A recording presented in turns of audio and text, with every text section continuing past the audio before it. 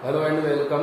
आज के इस वीडियो में हम पढ़ेंगे मॉल कंसेप्ट, मॉल संकल्पना और इसके बाद मूलानुपाती सूत्र, आणविक सूत्र मतलब molecular formula and chemical formula of compound. ठीक है, first of all mall concept पढ़ने से पहले अपने को क्या करना है, एटॉमिक मास क्या होता है, परमाणु द्रव्यमान। ठीक है, और उसके बाद किसी यौगिक का द्रव्यमान कैसे निकालते हैं, कंपाउंड, किसी भी कंपाउंड का मोलर मास। ठीक है, एटॉमिक मास और molar mass of any compound. ठीक है, परमाणु का द्रव्यमान मतलब एटॉमिक मास। एटम क्या है, आप लोग जानते हैं कि एटम क्या है, बहुत ही छोटा कण है।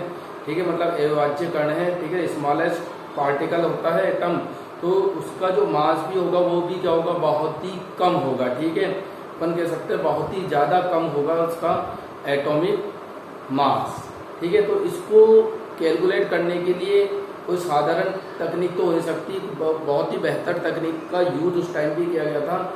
ठीक है, प्रारंभ में जो होता है वो हाइड्रोजन को, इनिशियल में क्या हाइड्रोजन को मानक के रूप में लिया, स्टैंडर्ड रूप में लिया और उसके सापेक्ष परमाणु का द्रव्यमान निकाला जाता था। लेकिन आजकल कार्बन को मानक के रूप में, स्टैंडर्ड रूप में माना जाता है और उसके सापेक्ष दिया जाता है परमाणु का द्रव्यमान निकाला जाता है। समझ में आ रही है बात। ठीक है, तो कार्बन 12 है, मतलब कार्बन 12 मतलब इसको इस तरीके से लिखेंगे कार्बन 12। तो कार्बन 12 का जो है उसे क्या आइडियल स्टैंडर्ड रूप में लिया गया और उसके अकॉर्डिंग क्या करते हैं, परमाणु द्रव्यमान अपन उसका निकालते हैं। ठीक है, एक परमाणु द्रव्यमान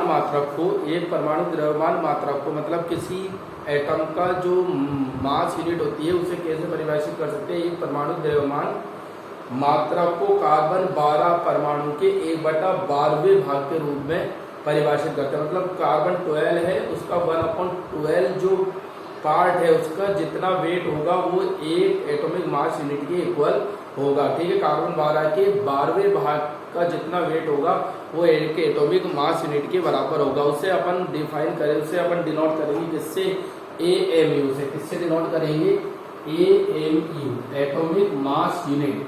ठीक है, आजकल इसे किससे प्रदर्शित करते हैं, AMU, एटॉमिक मास यूनिट। ठीक है, एटॉमिक मास यूनिट आजकल इससे डिनोट करते हैं म्यू से। ठीक है, तो ये क्या है, एटॉमिक मास यूनिट है म्यू, और इसे एकीकृत द्रव्यमान या यूनिफाइड मास भी अपन इसे कहते हैं।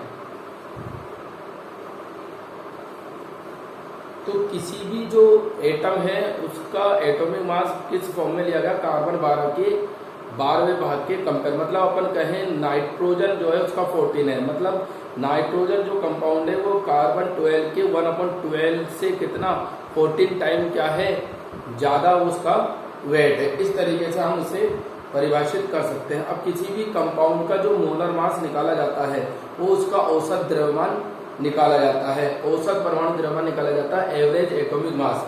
वो कैसे निकालते हैं, जैसे फॉर एग्जांपल कार्बन है, कार्बन 3 आइसोटोप में पाया जाता है, कार्बन 12, 13 और 14। तो उनका जो परमाणु द्रव्यमान होता है उसका क्या निकाला जाता है, एवरेज उसमें निकाला जाता है, उसकी कितनी प्रतिशतता है उसके अकॉर्डिंग वो निकाला जाता है। तो फॉर एग्जांपल में यहाँ एक एग्जांपल लिख रहा हूँ कि औसत द्रव्यमान किस तरीके से फाइंड आउट किया जाता है।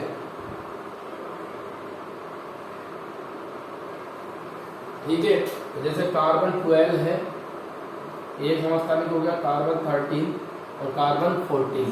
अब इसकी परसेंटेज, बाहुल्यता मतलब कितना परसेंटेज में ये नेचर में प्रेजेंट है।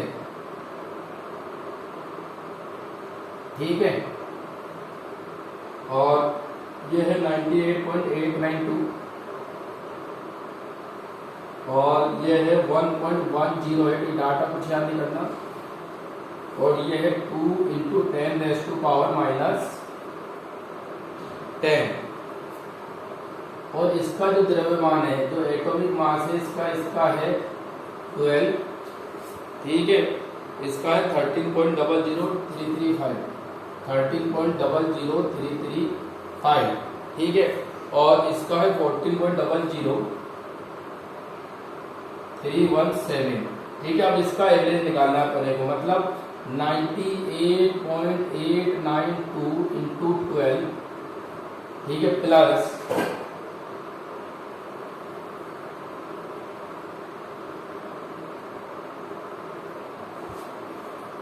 तो इसको क्या करना अपन को 98 को परसेंटेज में, तो इसका मतलब हो गया 0.98, कितना हो गया बेटा, 0.98, ठीक है, और plus multiply by 12 micro plus 0 कितना हो जाएगा 0.1108 multiply by 13.00335 plus 2 into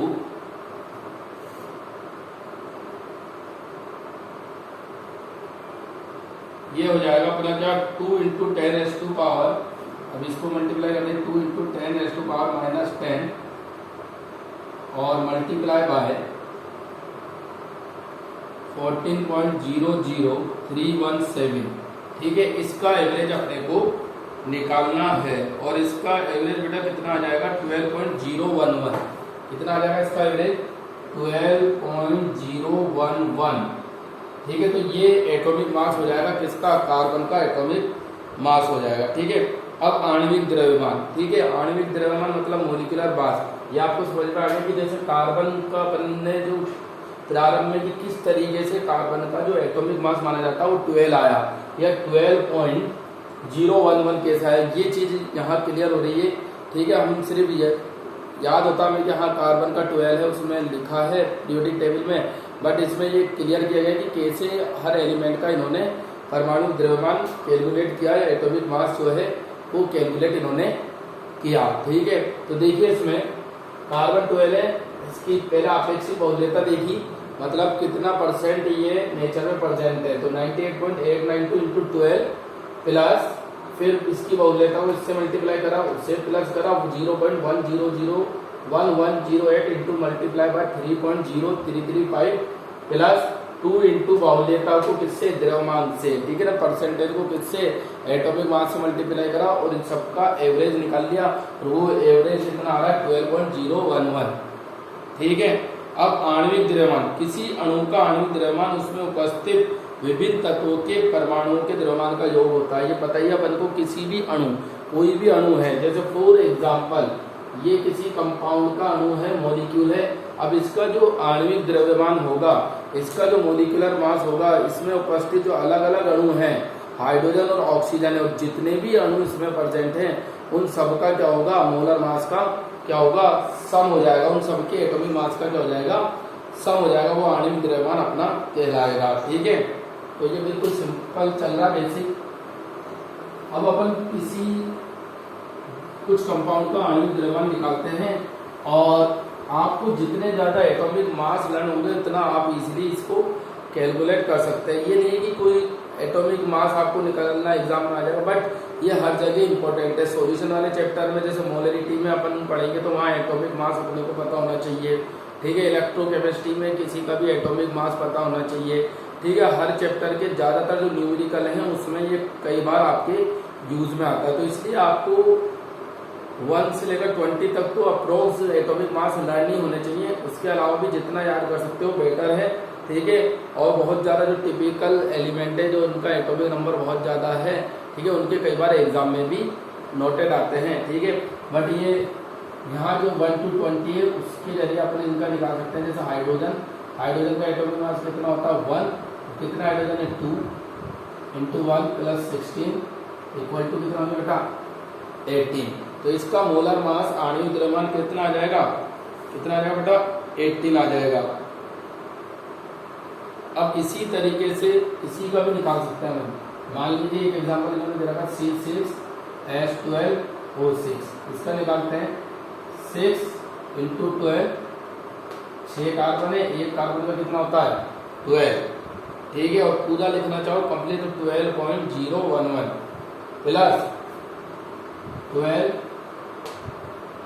into 1 plus 6 into 16, 12 6 72 plus 12 1 12 plus 66 जा 96, ठीक है बेटा।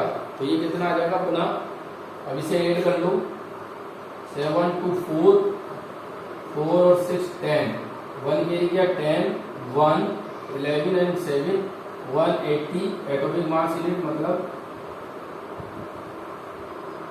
180 इसका जो है मॉलिक्यूलर मास आ जाएगा, ठीक है। ये ग्लूकोज का क्या आ जाएगा, मॉलिक्यूलर मास आ जाएगा। आ गया समझ में ये।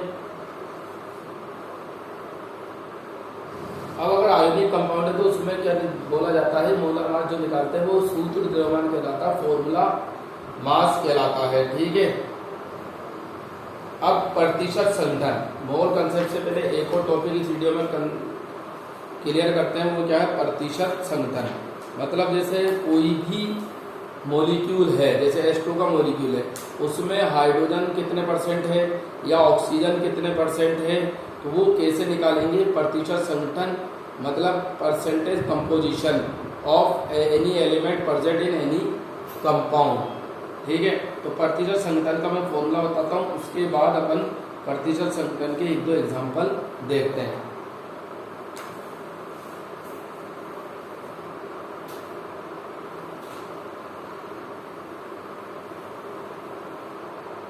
ठीक है, तो यहाँ लिख सकते हैं अपन तत्व का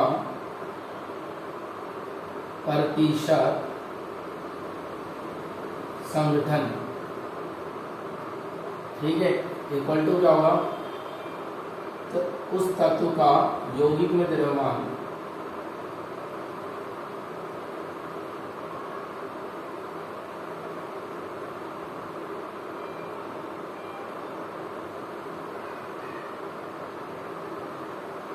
उस तत्व का यौगिक में द्रव्यमान, ठीक है, अपॉन क्या लिखेंगे, उस तत्व का यौगिक में द्रव्यमान अपॉन यौगिक का मोलर द्रव्यमान,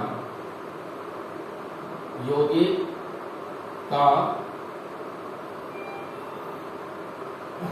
मोलर द्रव्यमान इंटू क्या 100।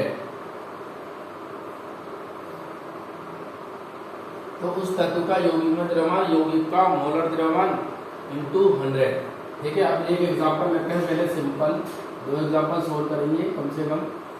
H2O, देखिए बेटा, H2O में हाइड्रोजन और ऑक्सीजन का मान लीजिए प्रतिशत संघटन अपने को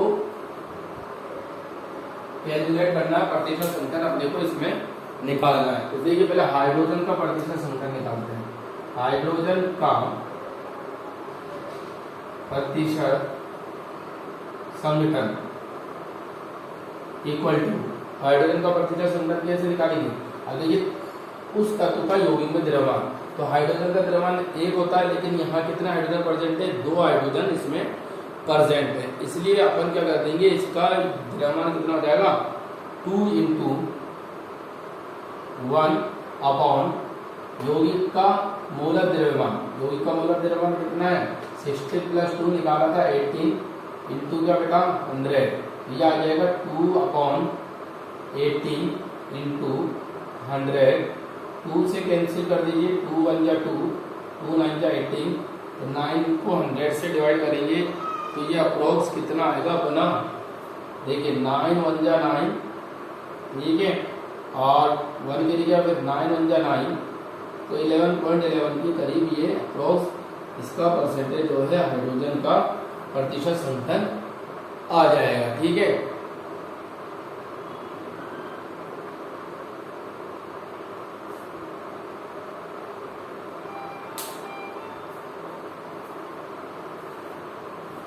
अब ऑक्सीजन का प्रतिशत संघटन अपन इसमें कैलकुलेट करते हैं।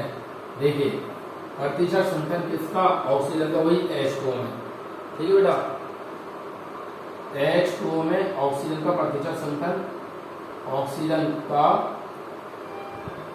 प्रतिशत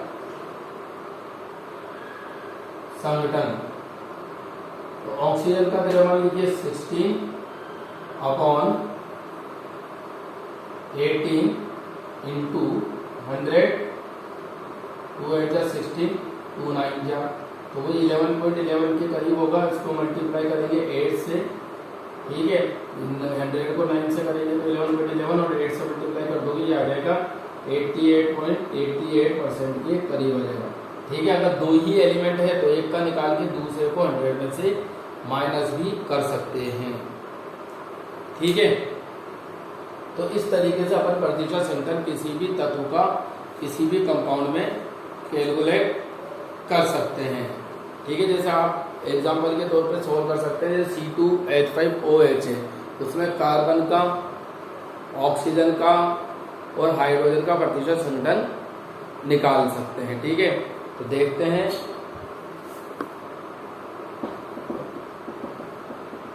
ठीक है, तो चलिए प्रतिशत संघटन का एक और एग्जांपल अपन करते हैं। तो इसके बाद empirical formula and molecular formula of compound. ठीक है, देखिए मान लीजिए अपन ने ले लिया C2H5OH। अब इसमें मान लीजिए अपन को पहले हाइड्रोजन का निकालते हैं, हाइड्रोजन का प्रतिशत संघटन। तो फर्स्ट ऑफ ऑल इसका मोलर मास निकाल लेते हैं। 12 × 2 + 5 × 1 + 16 + 1। एक हाइड्रोजन यहाँ भी है ना, इसे 6 कर लो, चाहे 6 × 1 और इसे हटा दीजिए। तो क्या हो गया देखिए 24 + 6 + 16 30 46। तो मोलर मास कितना आ गया इसका 46, इसका जो है मोलर मास आ गया। अब हाइड्रोजन का मान लीजिए अपने को निकालना है first of all.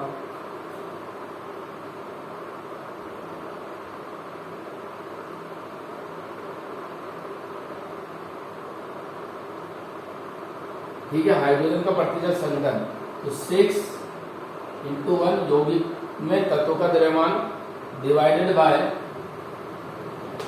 Total into क्या 100।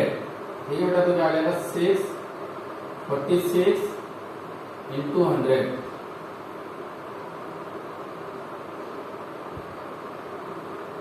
ठीक है, अब इसे डिवाइड कर दो। 23 से 100 को डिवाइड करेंगे और फिर जो आएगा उसको 2 से मल्टीप्लाई कर दिया जाएगा। ठीक है, तो ये आ जाएगा 13.1 के अप्रोक्स इसका परसेंटेज आ जाएगा। ठीक है,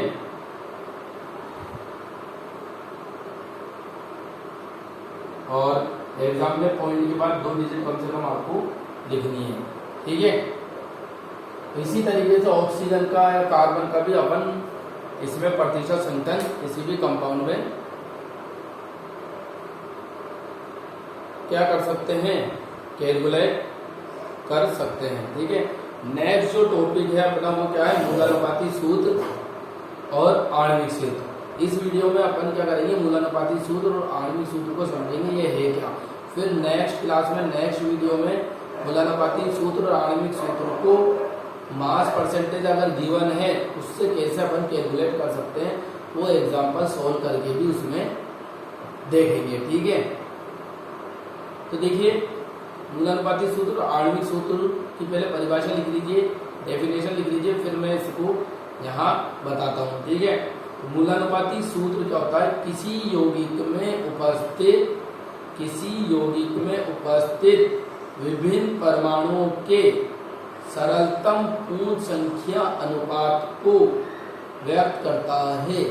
मूलानुपाती सूत्र किसी यौगिक में उपस्थित तत्वों के विभिन्न परमाणुओं के सरलतम अनुपात को व्यक्त करता है। ठीक है, empirical formula represent simplest ratio of atom different atom present in any compound. ठीक है, तो ये तो हो गया एम्पिरिकल फॉर्मूला। अब मॉलिक्यूलर फॉर्मूला जो होता है, आणविक सूत्र जो होता है, वो किसी भी यौगिक का जो रासायनिक सूत्र है उसमें उपस्थित सभी परमाणुओं के वास्तविक संख्या को प्रदर्शित करता है। तो ठीक है, तो लिख सकते हैं आप, जबकि आणविक सूत्र किसी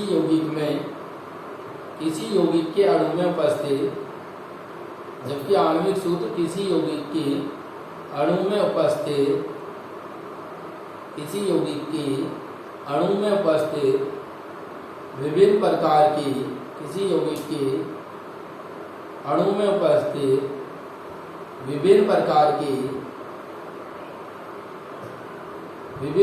के परमाणुओं की सही संख्या को प्रदर्शित करता है। सही संख्या को क्या करता है? प्रदर्शित करता है।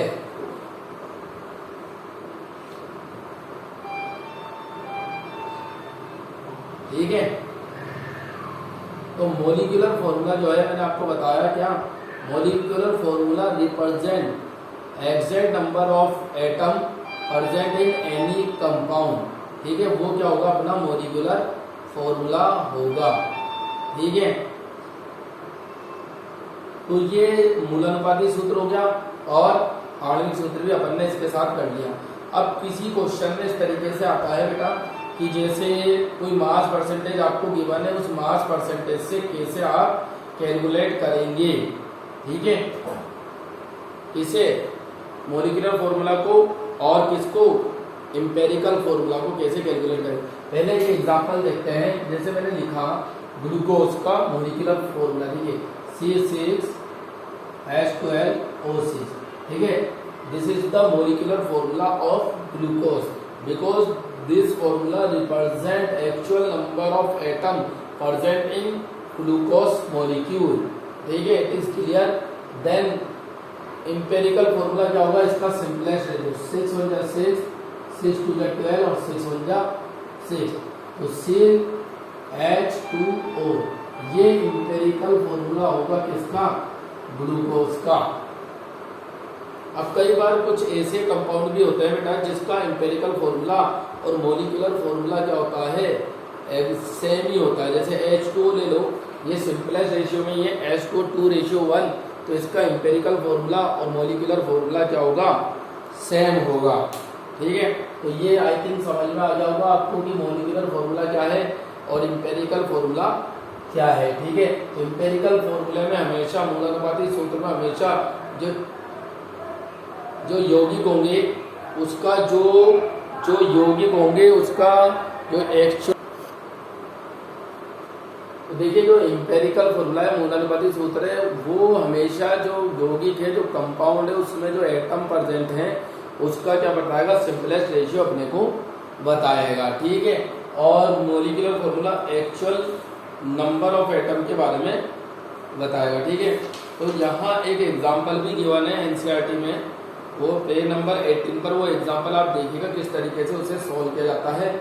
फिर नेक्स्ट क्लास में अपन उसे सॉल्व भी करेंगे। ठीक है, और उसके बाद इम्पोर्टेंट टॉपिक अपन स्टार्ट करेंगे मोल कंसेप्ट। मोल क्या है? मोलर मास तो अपन ने पढ़ लिया। अब मोल कंसेप्ट, ठीक है ना, मोल कंसेप्ट क्या है उसे समझने की कोशिश करेंगे, क्योंकि उस पर जुड़ा हुआ एक न्यूमेरिकल इसमें अपने कॉम्पिटिटिव एग्जाम में आता ही है। ठीक है, तो इस तरीके से चैप्टर अपना अप्रोक्स आधा हो गया। आप इसके क्वेश्चन आंसर की मैक्सिमम प्रैक्टिस कीजिए। अपन भी नेक्स्ट वीडियो में मोल कंसेप्ट के बाद क्या करेंगे? क्वेश्चन आंसर, इसके क्वेश्चन सोल्व करेंगे। जो नीट और जेईई में आ चुके क्वेश्चन हैं वो अपन इसमें नेक्स्ट वीडियो में सॉल्व करने की कोशिश करेंगे। जो इस रिलेटेड जो अपना चैप्टर है, जिसके टॉपिक अपन ने पढ़ लिए हैं उससे रिलेटेड, ठीक है, जो टॉपिक भी अपन ने कवर कर लिए हैं। तो ये आज जो आपने किया वो आपको समझ में आ गया होगा, और इससे रिलेटेड आप क्वेश्चन सॉल्व करते रहिए। ठीक है, जो एम्पिरिकल फॉर्मूला है, मोलिकुलर फॉर्मूला है, या जो लॉज अपन ने पढ़े हैं उससे रिलेटेड क्वेश्चन, या भी अपन ने परसेंटेज तो प्रतिशत संख्या निकाला था एलिमेंट का, या आणविक द्रव्यमान है, मोलिकुलर मास है, एटॉमिक मास है, एटॉमिक मास यूनिट से रिलेटेड भी बहुत से क्वेश्चन उसमें सेट होते हैं, एग्जाम में आते हैं। ठीक है, और नेक्स्ट वीडियो में अपन मोल कंसेप्ट स्टार्ट करेंगे, और जो ऑनलाइन भी जो आपको पढ़ाया जा रहा है उसे अच्छे से करिए। ठीक है, और एनसीईआरटी की एक एक लाइन बार बार कहा जाता है, इस एनसीईआरटी की एक एक लाइन को कवर कीजिए, एक एक लाइन पर ध्यान दीजिए, फोकस करके उसे पढ़िए, और एनसीईआरटी के क्वेश्चन ज़्यादा से ज़्यादा सॉल्व करने की कोशिश कीजिए, क्योंकि एनसीईआरटी से रिलेटेड ही, एनसीईआरटी से ही डिप्टू आजकल पेपर इसमें नीट का आता है और जेई का भी पेपर एनसीईआरटी से ही सेट होता है। ठीक है, तो नेक्स्ट वीडियो में अपन मोल कंसेप्ट के साथ स्टार्ट करेंगे। Thank you very much.